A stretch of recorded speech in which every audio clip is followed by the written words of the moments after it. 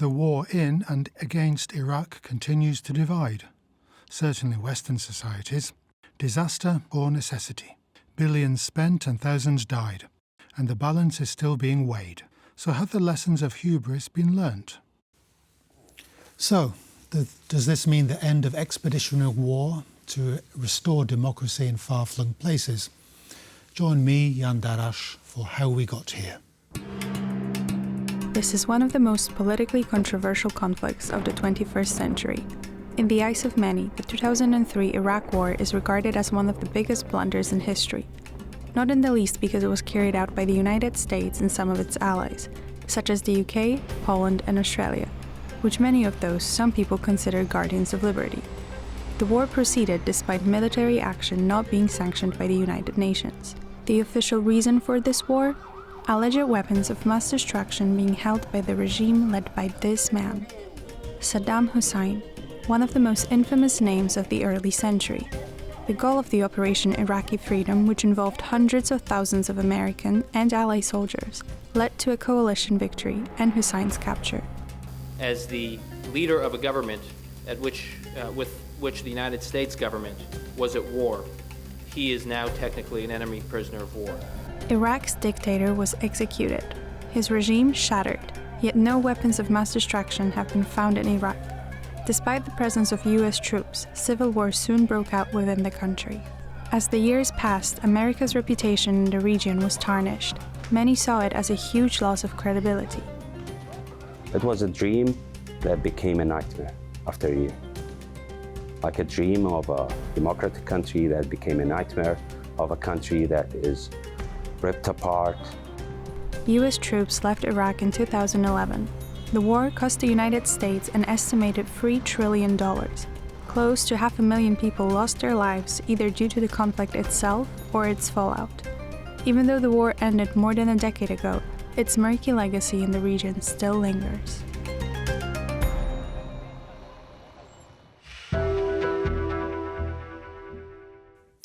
I'm delighted to welcome today my guest, Łukasz Przybyszewski. He's the founder of the Abhazid Foundation Fund. So welcome again to the programme. Hello, thank you for having me. It's 20-odd years since Iraq was invaded. Can you give us a flavour of the climate of the turn of the century, 20th, 21st century, the reaction to 9/11, the neocon ascendancy, I suppose, in the White House? Can you give us a flavour of what it was like to wage that war, or the background to that war? Yeah, so basically the 2003 invasion on Iraq was in stark contrast to what we have seen in the 90s. So the blossoming 90s, the US came out victorious from the Cold War. And all the US had to do was to manage peace and conflict in the world. Also, together with NATO, there was no bigger adversary who could in any way threaten the US. So in 2001, suddenly Americans were stabbed in the back by Al-Qaeda. And the perception was that, okay, now it's this Samuel Huntington's clash of civilizations that's going on, finally. I mean, no one was actually wanting it, but people expected that this will happen sooner or later. Yeah, and what we've seen was fear, mostly. That was one of the things that Al-Qaeda has achieved. The thought was that most likely once the US is going to strike Afghanistan and go for Osama bin Laden, then most likely a lot of elements of terrorists will spread across the world and build their own cells.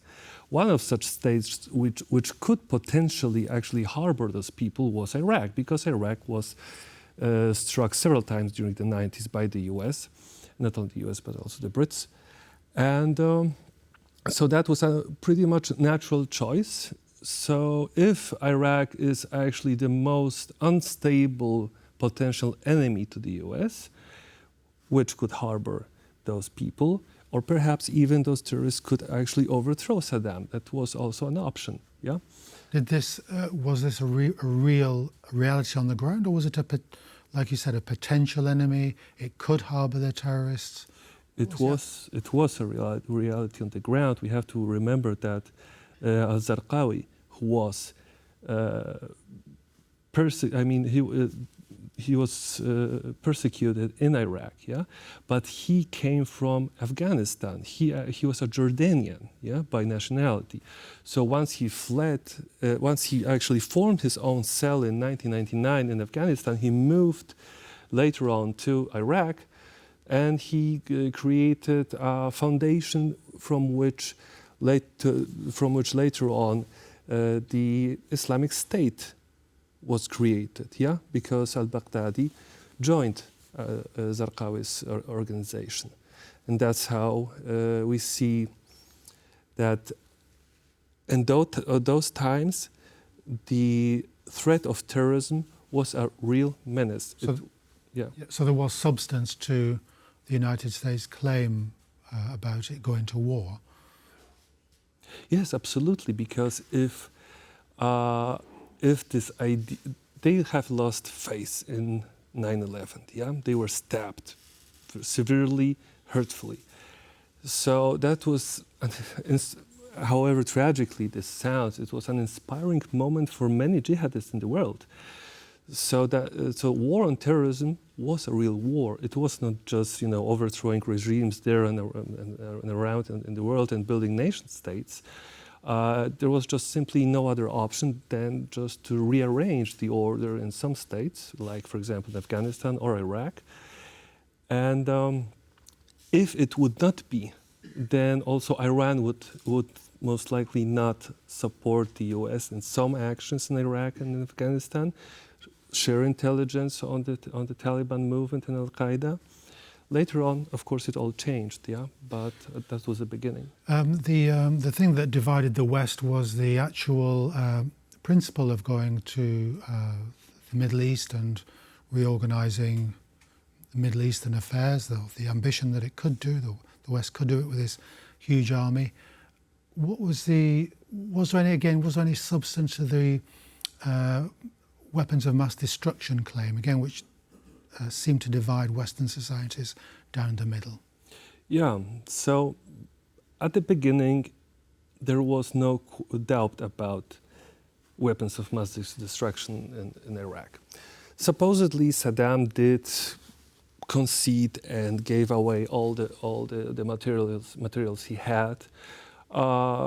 He had no military nuclear program anymore. That was just gone. So what was left were chemicals and biological agents, which could be potentially used. Yeah, even if it could be true that there were no weapons of mass destruction in Iraq left, but if there would be any trace of any, sort of chemical or biological agents somewhere, I would not admit that I have found them. Yeah, I would say that there is none. We haven't found. It was all a lie, just based on nothing, because I would simply be afraid of terrorists who could try to find those, any remains of those, any storage facilities that could have those. Yeah. So I would say that, well, we were wrong, sorry, well, that's our bad again. We'll just try to make it up somehow, and etc. When the United States led the coalition of the willing into Iraq, occupied the country, what sort of principles did it operate on? Were these naive principles about reorganization of the country? Was it wrong military tactics that they used that they seemed to precipitate a complete national revolt? They disbanded the army in particular. What were the major mistakes that the Americans seemed to make? Or the West, shall I say, it wasn't just an American thing. I mean, perhaps the major mistake was idealizing the whole idea of building a new state. Yeah, it had to be done this way. It had to be propagated in this somehow naive, idealistic manner, because generally it was very difficult to get support for those actions in Iraq and Afghanistan. But in my opinion, pretty much anyone, both in Washington or any other capital of a state that was part of the coalition, they just knew that it's going to be the best what we can get. That's it.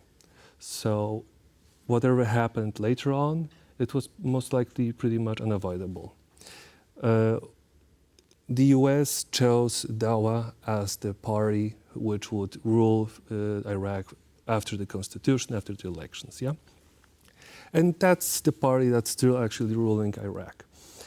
That was the best choice, the best option, and it has had the widest support, etc.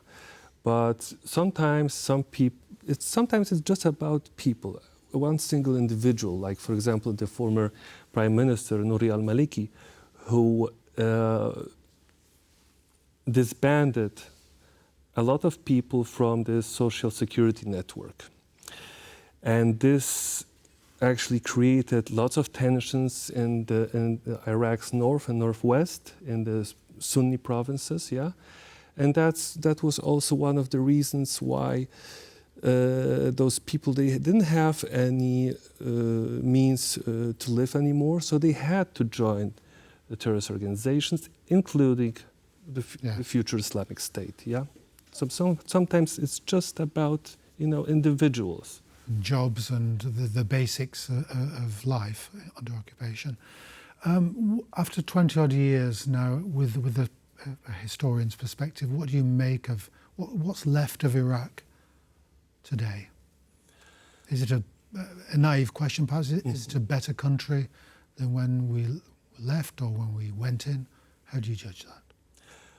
If Iraq would not be torn apart by the regional powers like the Saudis, Turkey, Iran, etc., perhaps then it would be a much more flourishing state than it is now. For now on, it's pretty much fragmented. The central authority has not everywhere such strong authority outside of Baghdad, for example. Yeah, so it's more like jigsaw state, I would say, built from puzzles which they do fit, but they actually can come apart if any bigger crisis evolves, yeah?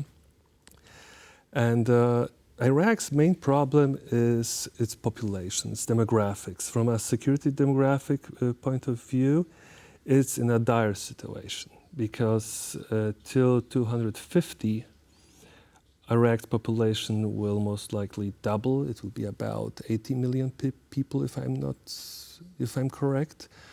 And try to feed those people, try to give them jobs. I mean, rebellion is a threat that's always on the horizon in Iraq, and it's not going away. That's the main problem. Very last question, short answer. Was there, or is there any nostalgia for these Saddam Hussein days? Well, to some degree, there certainly is, because it maybe there were less freedoms, maybe the Shias were not represented properly, etc. But on the other hand, they did enjoy some security, some stability, or an illusion at least of it. Now the people of Iraq don't have this illusion. They know that instability is a permanent factor they always have to count into their plans. Well, on that rather sad note, Łukasz Przybyszewski, thank you very much for joining us today. Thank you. And that's it. That's all we have time for today. Thank you for joining us, and join us again next time on How We Got Here.